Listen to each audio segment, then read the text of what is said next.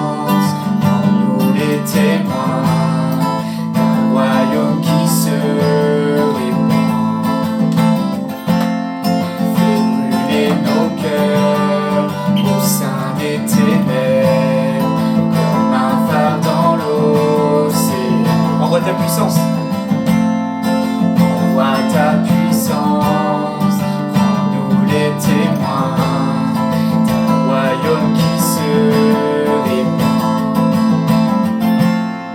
Fais brûler nos cœurs au sein des ténèbres, comme un phare dans l'océan.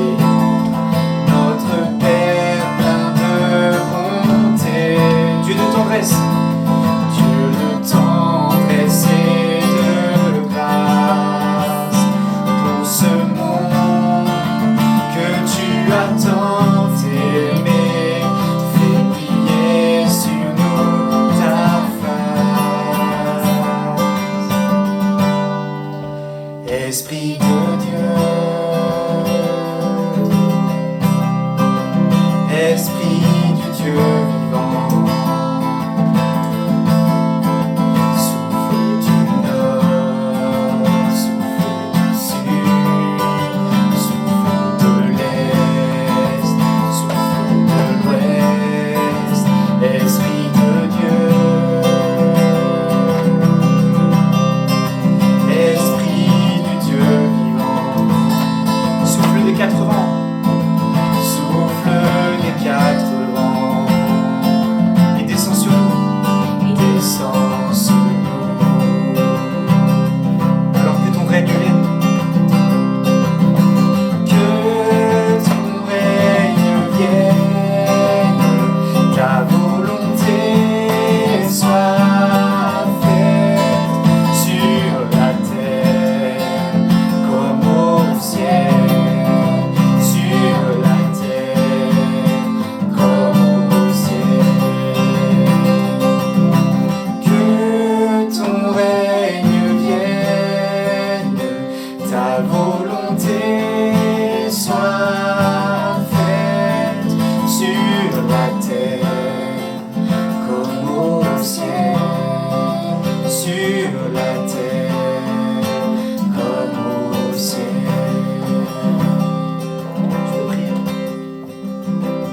Seigneur, merci pour ces moments, merci pour ta présence, Seigneur, merci parce que tu vas parler à nos cœurs, Seigneur, merci parce que tu nous fais déjà du bien, Seigneur, à travers ces chants, au travers de ta présence, au travers de ton esprit, Seigneur mon Dieu, merci de tout conduire, de tout diriger, d'ouvrir nos cœurs, Seigneur mon Dieu, encore, et qu'encore tu puisses nous bénir ensemble, Seigneur, à travers ce message, Seigneur mon Dieu, que tu as voulu nous donner ce soir, Seigneur mon Dieu, merci. Merci pour ta parole, Seigneur mon Dieu, merci pour qui tu es. Merci Seigneur mon Dieu pour ces moments qu'on peut passer ensemble, Seigneur mon Dieu, malgré les circonstances particulières. Merci vraiment pour tout, Seigneur, merci parce que tu es bon, Seigneur, et fidèle envers chacun d'entre nous. Je te bénis, Seigneur mon Dieu, je te loue, Seigneur, sois vraiment élevé, Seigneur, et prends toute la place, Seigneur, ce soir, dans nos cœurs et tous les jours, Seigneur, que tu nous donnes de vivre, Seigneur, que vraiment tu puisses être le premier, Seigneur, en toutes choses. Sois béni, Seigneur. Amen. Amen. Je vous invite à ouvrir votre Bible avec moi et on va faire une lecture dans le livre des Actes au chapitre 2 et on va lire les versets 1 à 4. Il est écrit ceci, verset 2, chapitre 2. Le jour de la Pentecôte, ils étaient tous ensemble dans le même lieu. Tout à coup, il vint du ciel un bruit comme celui d'un vent impétueux, et il remplit toute la maison où ils étaient assis. Des langues semblables à des langues de feu leur apparurent séparées les unes des autres, et se posèrent sur chacun d'eux. Et ils furent tous remplis du Saint-Esprit, et se mirent à parler en d'autres langues selon que l'Esprit leur donnait de s'exprimer. Thème du message de ce soir, c'est être baptisé du Saint-Esprit. Je pense que pour la majorité d'entre nous, nous aimons Dieu, nous aimons nos frères et sœurs, nous aimons notre prochain, nous aimons ceux qui ne sont pas encore convertis. Mais malgré cela, malgré le fait que nous aimons Dieu, que nous suivons sa parole, nous pouvons ressentir au fond de nous-mêmes comme un certain vide intérieur. Que nous manque-t-il ? La réponse est simple, le baptême dans le Saint-Esprit. J'aimerais juste commencer par vous dire qu'il ne faut pas se décourager si vous avez déjà recherché le baptême dans le Saint-Esprit et que vous ne l'avez pas obtenu. Le but du Seigneur, son intention, c'est que vous soyez, que nous soyons tous baptisés du Saint-Esprit, nous qui sommes ses enfants. Des siècles auparavant, avant ce jour de la Pentecôte que nous avons lu ensemble, des siècles auparavant, des prophètes avaient déjà annoncé cette venue, cette promesse, notamment les prophètes Joël et Ésaïe. Dieu a donné cette promesse qu'il répandrait de son esprit sur toute chair, sur toute personne, sur tout croyant. Et cette promesse, elle est pour chacun d'entre nous. Amen. Amen.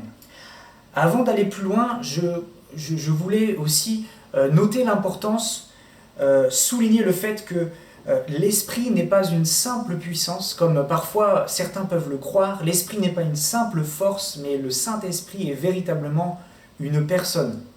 Le Saint-Esprit possède une véritable personnalité. Il possède la connaissance, il possède une volonté, il possède la sagesse, l'intelligence, etc. La Bible nous dit dans différents passages que l'Esprit sonde, que l'Esprit opère, qu'il agit, qu'il convainc, qu'il dirige, qu'il conduit, qu'il glorifie, qu'il ordonne, etc. Tout cela nous montre que l'Esprit de Dieu n'est pas qu'une simple puissance, c'est bien plus que cela. L'Esprit de Dieu, c'est une personne. Amen. Amen. Alors, qu'est-ce que le baptême dans le Saint-Esprit ? Ou le baptême du Saint-Esprit ? Il est important de commencer par dire que le baptême du Saint-Esprit, c'est une expérience qui est différente de la conversion. C'est une expérience qui vient après la conversion. Au moment de notre conversion, quand nous choisissons de suivre Jésus-Christ, de nous détourner de notre vie de péché, quand nous choisissons de croire en Dieu, alors Dieu vient faire sa demeure en nous par son Esprit. Notre corps devient donc le temple du Saint-Esprit. C'est lui, le Saint-Esprit, qui vient témoigner aux croyants qu'il est enfant de Dieu. La Bible nous dit dans Romains, chapitre 8, verset 16, « L'Esprit lui-même rend témoignage à notre esprit que nous sommes enfants de Dieu. » Le baptême du Saint-Esprit, c'est quelque chose de différent. C'est une œuvre bien distincte.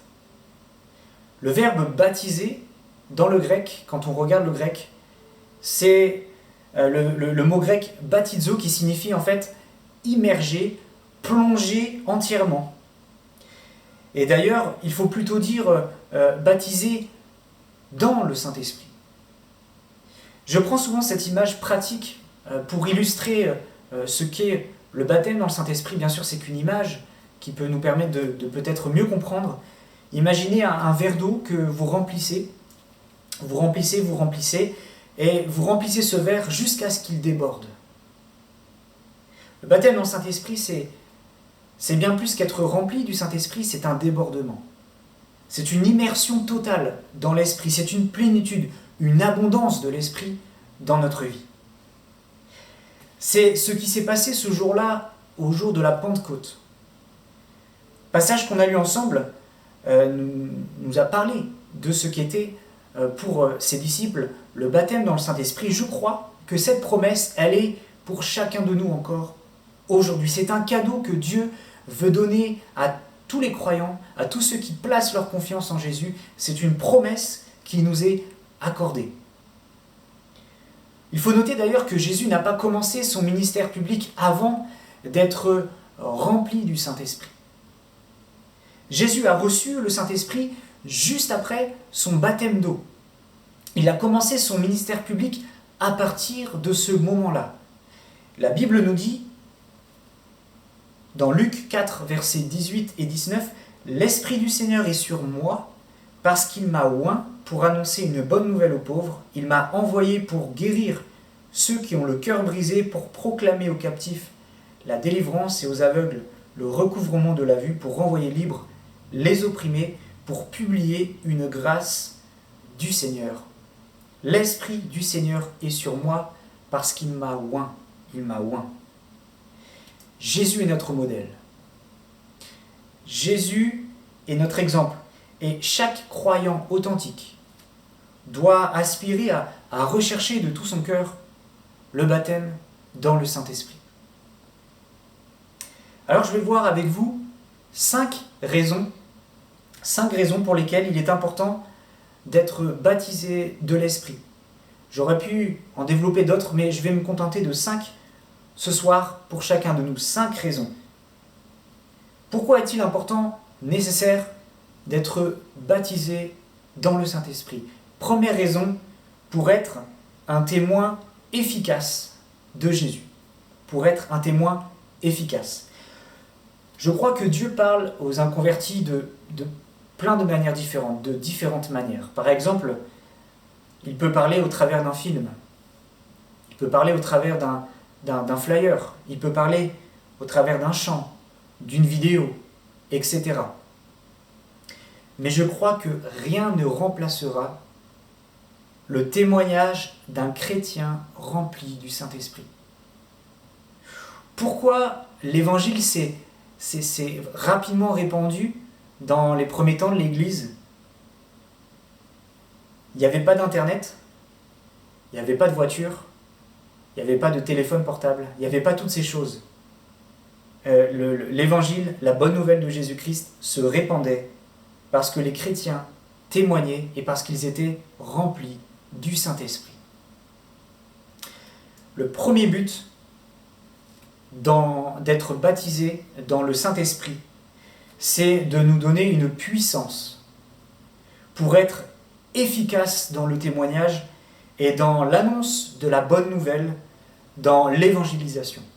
Être revêtu, être oint de cette puissance. Acte 1, verset 8, « Mais le Saint-Esprit descendra sur vous, vous recevrez sa puissance et vous serez mes témoins à Jérusalem, dans toute la Judée et la Samarie et jusqu'au bout du monde.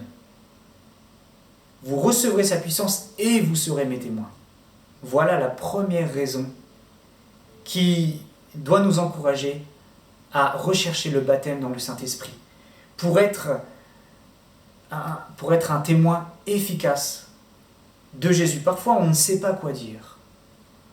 On ne sait pas comment le dire. Mais le Saint-Esprit nous vient en aide.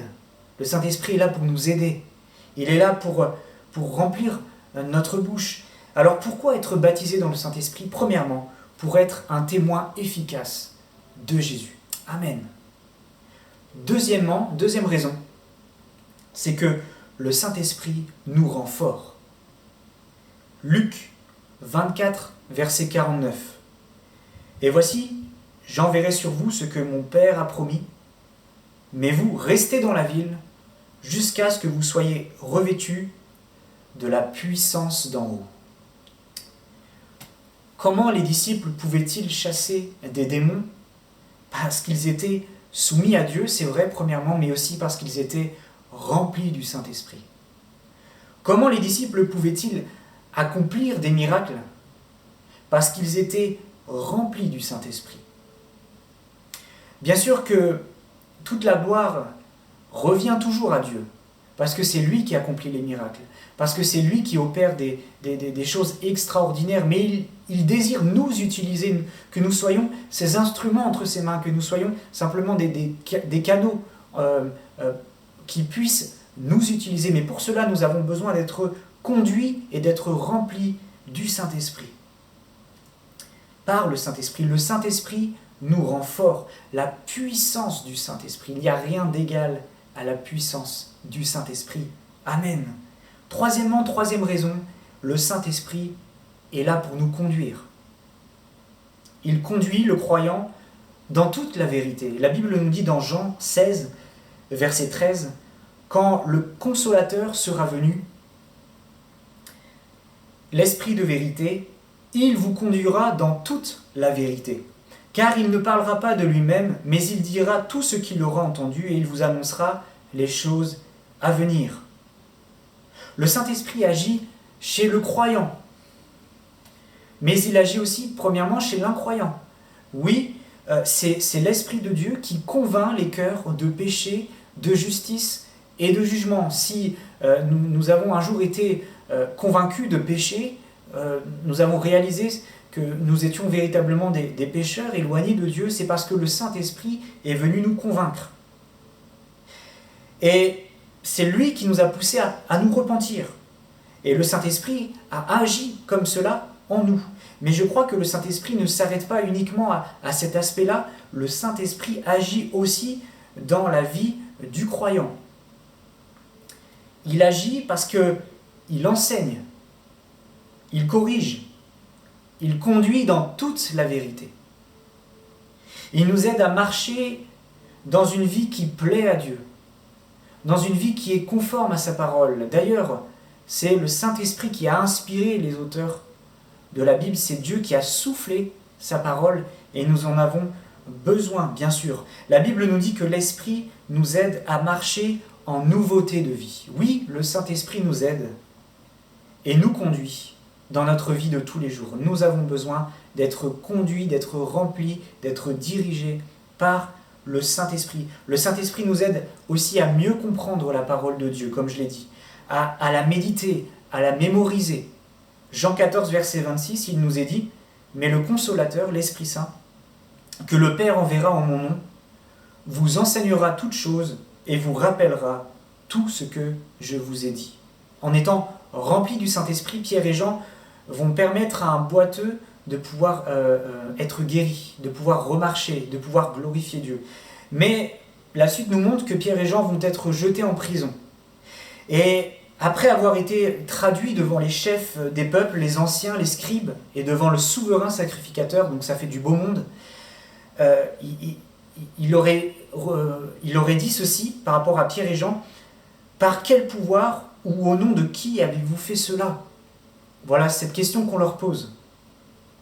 Alors Pierre, la Bible nous dit, alors Pierre, rempli du Saint-Esprit, il va proclamer avec force et puissance le nom de Jésus. L'Esprit va aider Pierre. L'Esprit va le conduire, savoir quoi dire. Et la Bible nous dit que tous les hommes qui étaient là virent l'assurance de Pierre et de Jean, tous les hommes. Et ils furent étonnés, sachant que c'étaient des hommes du peuple, sans instruction. Oui, Pierre et Jean, ce n'étaient pas les plus instruits de la terre. Mais ce qui a fait la différence, c'est qu'ils ont été conduits par le Saint-Esprit, parce qu'ils étaient remplis du Saint-Esprit. Et la Bible nous dit que par la suite, ils vont être relâchés. Oui, le Saint-Esprit nous conduit et nous aide, il nous communique sa sagesse. Nous avons besoin d'être baptisés dans le Saint-Esprit pour que le Saint-Esprit puisse nous conduire. Amen. Quatrièmement, le Saint-Esprit nous permet d'adorer, de mieux adorer le Seigneur. Pour cela, je prends avec vous ce passage dans Romains chapitre 8, versets 26 et 27. De même aussi, l'Esprit nous aide dans notre faiblesse, car nous ne savons pas ce qu'il convient de demander dans nos prières. Mais l'Esprit lui-même intercède par des soupirs inexprimables, et celui qui sonde les cœurs connaît la pensée de l'Esprit parce que c'est selon Dieu qu'il intercède en faveur des saints. L'Esprit lui-même intercède par des soupirs inexprimables. Notre louange, notre adoration sera rafraîchie, il sera renouvelé parce que nous sommes remplis du Saint-Esprit. Celui qui parle en langue, la Bible nous dit qu'il s'édifie lui-même. Ça nous fait du bien de parler en langue, ça nous fortifie, ça nous pousse à adorer le Seigneur.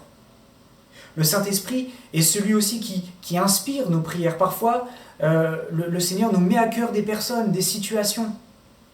Nous n'avons pas forcément conscience de la situation et puis, hop, il y a comme s'il y avait un prénom qui venait sur notre cœur et on est poussé à prier pour cette personne-là.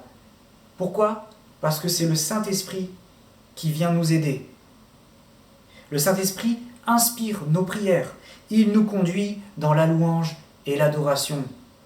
D'ailleurs, Jésus lui-même a dit ceci: il viendra un temps où les vrais adorateurs adoreront en esprit et en vérité. Nous avons besoin d'être baptisés du Saint-Esprit pour louer encore, pour rentrer encore dans une autre dimension, dans l'adoration de notre Dieu. Amen. Cinquième raison, le Saint-Esprit nous permet de mieux servir Dieu. Le Saint-Esprit a une part importante, voire même indispensable dans le service. Nous ne pouvons pas servir Dieu avec notre propre chair, avec simplement nos capacités. Nous avons besoin d'être conduits, d'être remplis du Saint-Esprit. Servir par l'Esprit permet aux croyants de manifester le fruit de l'Esprit. Le fruit de l'Esprit, je ne vais pas rentrer dans les détails, mais la Bible nous en parle dans Galates.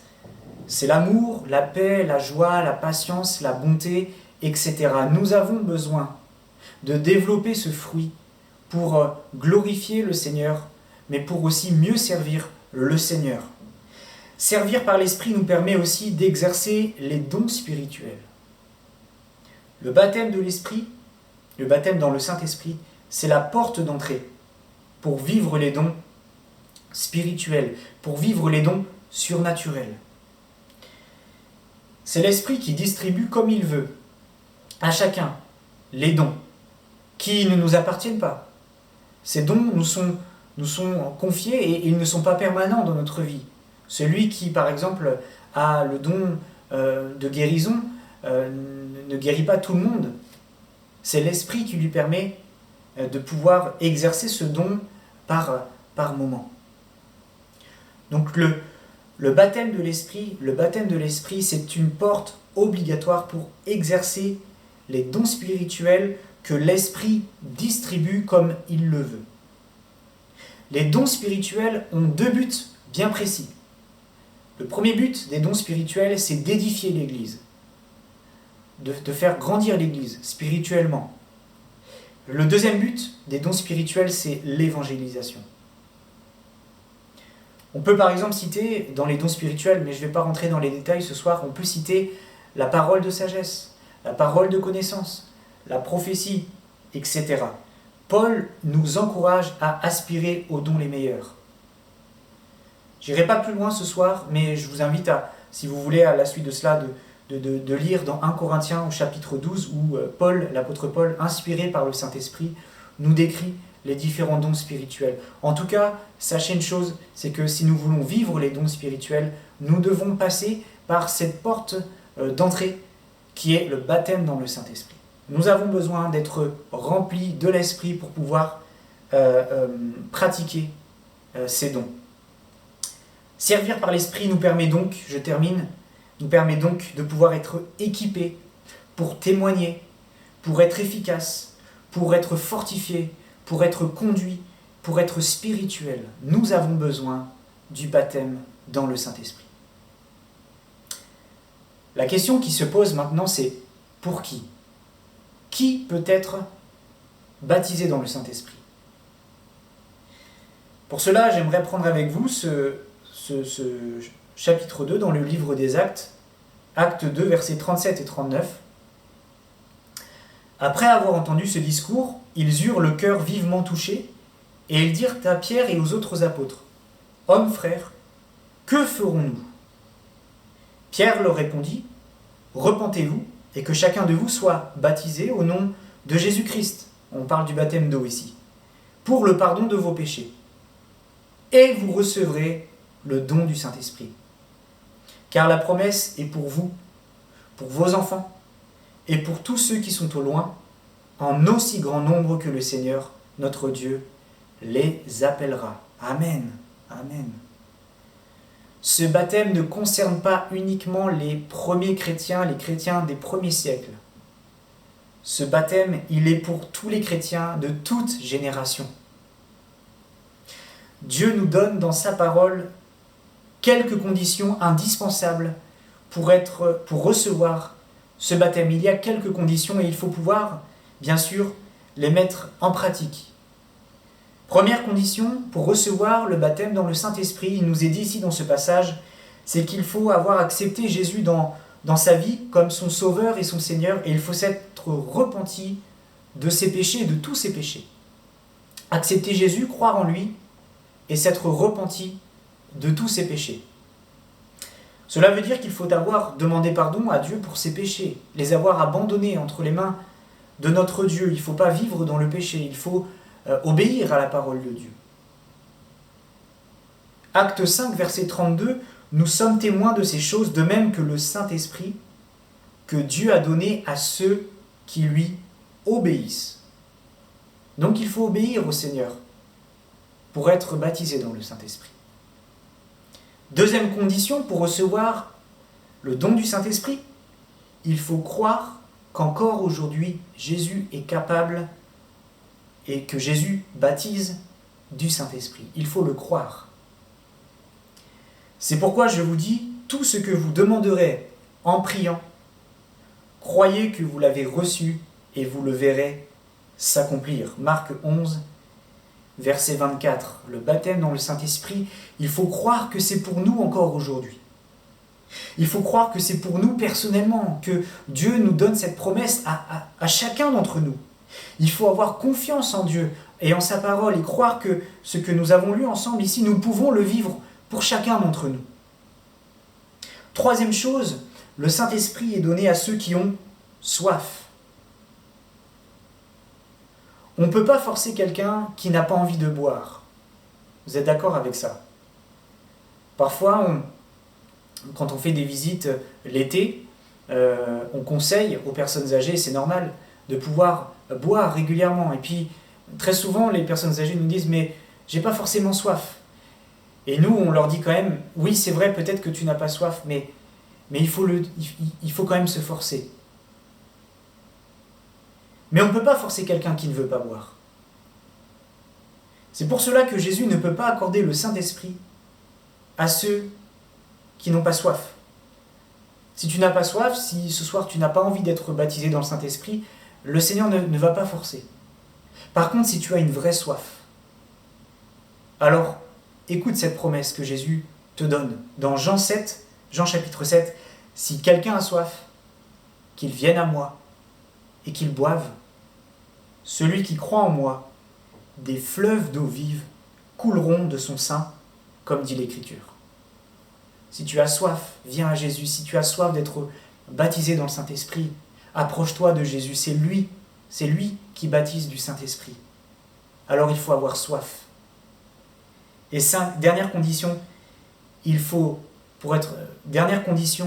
pour être baptisé dans le Saint-Esprit, il faut prier et il faut persévérer.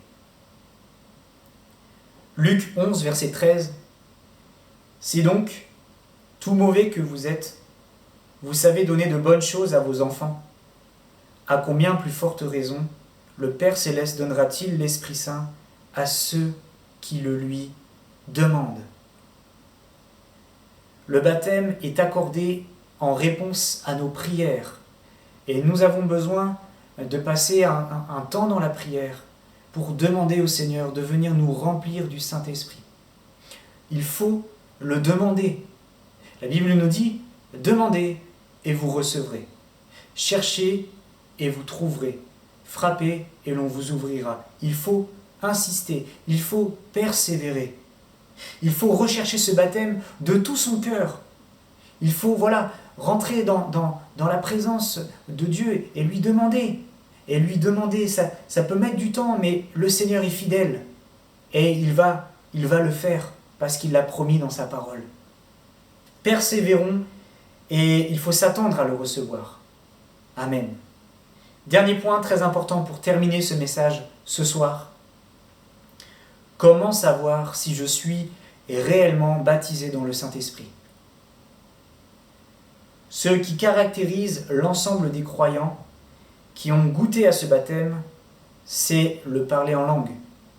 Le parler en langue, ce n'est pas quelque chose qui a été inventé par l'homme. C'est biblique. C'est la Bible qui nous en parle. Et ceux qui ont été baptisés dans le Saint-Esprit le savent et en sont témoins. Acte 2, verset 4. « Et ils furent tous remplis du Saint-Esprit et se mirent à parler en d'autres langues, selon que l'Esprit leur donnait de s'exprimer. » Acte 10, versets 45 et 46, version Semeur. Les croyants juifs qui étaient venus avec Pierre furent très étonnés de voir que l'Esprit Saint était aussi donné et répandu sur les non-juifs. En effet, ils les entendaient parler en différentes langues et célébrer la grandeur de Dieu. Cette langue, elle est communiquée par le Saint-Esprit. Ça ne vient pas de notre intellectuel, ça vient de l'Esprit de Dieu. Le parler en langue, c'est le signe initial visible qui accompagne le baptême dans le Saint-Esprit. C'est la manifestation normale et biblique qui vient d'un cœur débordant du Saint-Esprit.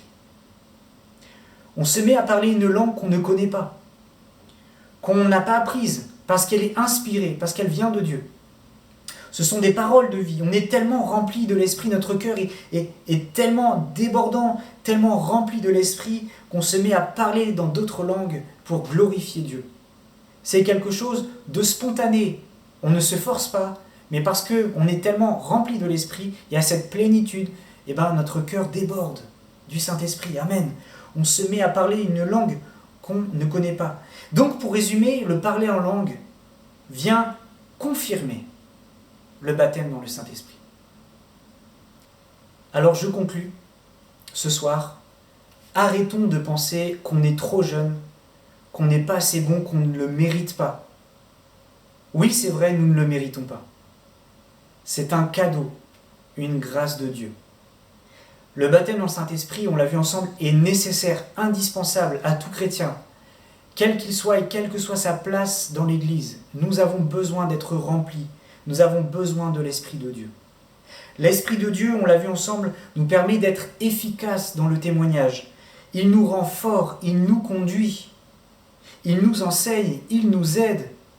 Il est là pour nous aider à pouvoir mieux adorer le Seigneur encore. Il nous permet de vivre les dons spirituels. Tout cela nous montre que nous avons besoin de l'Esprit de Dieu. La Bible nous dit, ton Dieu ordonne que tu sois fort, que tu sois puissant. Et comment être fort, comment être puissant? En étant rempli de l'Esprit de Dieu. Souvent, nous imposons les mains pour que les personnes puissent recevoir le baptême dans le Saint-Esprit. Mais je crois que nous n'avons pas toujours l'obligation de le faire. Il y a des témoignages qui nous sont donnés, des personnes qui ont été baptisées du Saint-Esprit sans qu'on leur impose forcément les mains. Et là où vous êtes chez vous, vous pouvez déjà commencer à le demander. Commencez à prier de tout votre cœur. Le Saint-Esprit est là, Dieu est là. Il est prêt à vous baptiser. Luc 11, verset 13. Si donc, tout mauvais que vous êtes, vous savez donner de bonnes choses à vos enfants, à combien plus forte raison le Père Céleste donnera-t-il l'Esprit Saint à ceux qui le lui demandent? C'est la Bible qui le dit. Vos péchés ont été pardonnés. Vous êtes enfants de Dieu. Alors vous pouvez demander à Dieu de vous baptiser dans le Saint-Esprit. Et il le fera. Commencez à le louer. Commencez à ouvrir votre bouche. Le Seigneur ne pourra remplir votre bouche que si elle est ouverte. Il faut commencer à louer le Seigneur avec vos propres mots, à le remercier, à l'adorer, à croire de tout votre cœur que le Saint-Esprit va descendre sur vous. Dieu ne remplira pas une bouche qui reste fermée. Il faut prier le Seigneur, il faut le louer, il faut pouvoir lui exprimer ce que nous avons sur le cœur. Alors, croyons de tout notre cœur ces paroles ce soir. Persévérez, oui persévérez, continuez, recherchez le baptême du Saint-Esprit et vous l'obtiendrez, vous serez baptisés. Alors, voulez-vous recevoir le baptême dans le Saint-Esprit? C'est une question que je vous pose ce soir. Si vous le voulez, regardez à Jésus. C'est lui qui baptise dans le Saint-Esprit. C'est Jésus qui veut vous baptiser dans le Saint-Esprit et sa promesse, elle est pour chacun de nous et elle est encore pour nous aujourd'hui. Nous avons besoin d'être baptisés dans le Saint-Esprit. Je termine par la prière. Seigneur, merci pour ce message que tu nous donnes ce soir. Seigneur, je veux que ce soit plus qu'un message que nous entendons. Je veux que nous puissions le vivre, Seigneur mon Dieu. Je te prie pour tous ces jeunes qui sont derrière leur écran, afin qu'ils puissent avoir cette soif de te rechercher de tout leur cœur, qu'ils recherchent le baptême dans le Saint-Esprit. Seigneur, tu as donné cette promesse pour chacun de nous, pour tous les croyants. Seigneur, nous voulons et nous aspirons à être baptisés du Saint-Esprit. Si peut-être nous l'avons été dans le passé, Seigneur, viens nous renouveler encore ce soir. Si peut-être nous n'avons jamais été baptisés du Saint-Esprit, il n'est pas trop tard pour l'être encore, Seigneur. Merci pour cette promesse, ce cadeau, cette grâce que tu veux nous accorder. Seigneur, tu bénis en cette soirée ces jeunes, qu'ils puissent te rechercher. Seigneur, merci de déverser ton Saint-Esprit dans leur cœur, dans leur vie. Merci pour tout, Seigneur, et que ton nom soit béni. Au nom de Jésus. Amen. Continuez à prier, à le rechercher de tout votre cœur, et le Seigneur vous baptisera du Saint-Esprit. Que Dieu vous bénisse.